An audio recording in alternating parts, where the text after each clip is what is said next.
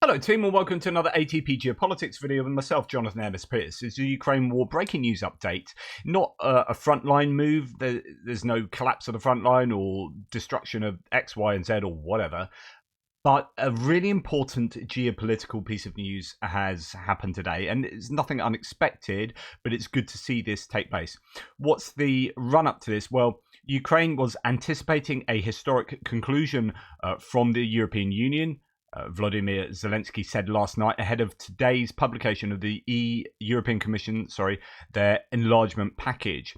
The Ukrainian leader said, quote, "We are already planning our next steps following this report." He added, "Our legislative efforts and a strengthening of state institutions, Ukraine has already come a long way toward stronger ties with the European Union. We are fully aware that EU membership relies on the political decision shared by all EU members that want to see a new state join, but it also relies on the candidate state itself and its work to approximate and adapt EU standards and community norms. Ukraine will join the EU, and we will achieve this in particular as a result of our state's informal transformation that is completely consistent with the interests of our people." In other words, we really want to join the EU. We're jumping through hoops in order to do so, and the EU seems to be ready to start this process quite formally, notwithstanding the protestations of particularly Hungary and Viktor Orban and perhaps maybe even Slovakia. We'll see. Moldova welcomes Commission recommendations. So Dorin Resian, Moldova's Prime Minister, wrote on social media that he strongly welcomes the Commission's decision. We'll talk about that in a second. The EU is more than a union. It's a family we're determined to join. We will continue the hard work in order to comply with conditions and deliver tangible progress. Okay, so what has happened? Well, the EU recommends opening EU accession negotiations with Ukraine and Moldova. The European Commission President Ursula von der Leyen announced today that the Commission recommends that the Council open accession negotiations with Ukraine and Moldova. The Commission also recommends the opening of EU accession negotiations with Bosnia and Herzegovina once the necessary degree of compliance and with the membership criteria is achieved, she said. And that could well take a long time. We have seen Ukraine jump through hoops to work really hard during wartime. I reported this morning, during wartime, to try and get the criteria ticked off that allows them to start this process. I mean, goodness me, it takes enough effort, time, and a lot of thought and reforms in order to do this outside of wartime. To do this in wartime is pretty incredible, and a lot of people are recognizing that. Commission recommends that the Council grant Georgia the status of a candidate country on the understanding that certain reforms are made, and this will be important in getting some of those nations in the Caucasus and further to the east, further in the sphere of influence of the EU, of the US, of Western nations. Quote, "Ukraine continues to face tremendous hardship and tragedy provoked by Russia's war of aggression, and yet the Ukrainians are deeply reforming their country, even as they are fighting a war against that is existential for them."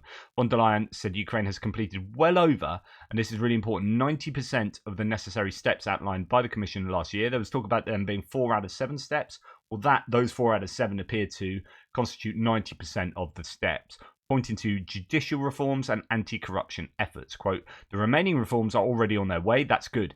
And the Commission commends these efforts. And on this basis, we have recommended today that the Council opens accession negotiations." Of course, there's no telling how long this will take. There was talk before that they won't get into the EU before 2030.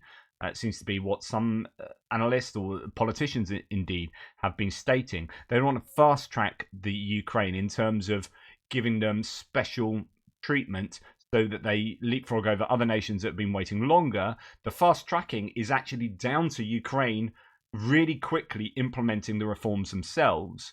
It's not that the EU have changed their criteria to allow Ukraine in. It's that Ukraine are working so hard to achieve them. The Commission, she noted, has also recommended that the Council adopt a negotiating framework once Ukraine has carried out these reforms. And so there is lots of news just coming out at the moment. Today is a historic day because today the Commission recommends that the Council opens accession negotiations with Ukraine and with Moldova, says EU President Ursula von der Leyen. And yeah, all these different news sources starting to report on this. It's only just sort of breaking, so more detail will come out. But this is really good news because it again shows that the decision to attack, to invade Ukraine by Russia was just an insanely bad choice. It was a case of shooting themselves in the foot over NATO, what they would see as encroachment. We don't want Ukraine to be part of NATO. We don't want NATO to get ever closer to the borders of Russia. And we don't want the EU to start having influence within Ukraine. Well, by invading to stop that, they've actually accelerated that progress. NATO has enlarged with Finland and Sweden on the way into NATO, Finland already there. And undoubtedly, Ukraine will join NATO, and also Ukraine looking, and Moldova looking to get fast access to the EU than they ever would have done had Russia not invaded. Had Russia not invaded, this would have been a really lengthy and incredibly bureaucratic process, but a process that also involved a lot of reforms, but reforms that wouldn't have been expedited as they have been as a result of the war. So Russia's decision, Putin's decision, with all these worries in his mind, in his paranoid mind, his decision to invade Ukraine, just such a stupid one, and one that has seriously backfired in terms of where Russia now is as a pariah state, economically sanctioned and losing money hand over fist. Meanwhile, the West, NATO has strengthened.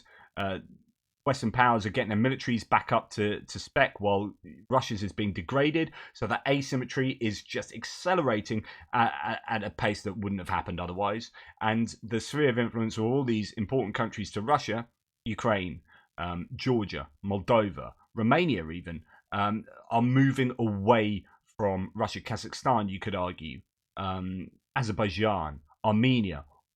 Just it's if you look at the whole geopolitical picture, what an own goal for Russia. Just what a massive own goal. I think historians will look back on the decision to attack as being one of the worst geopolitical decisions made in recent history.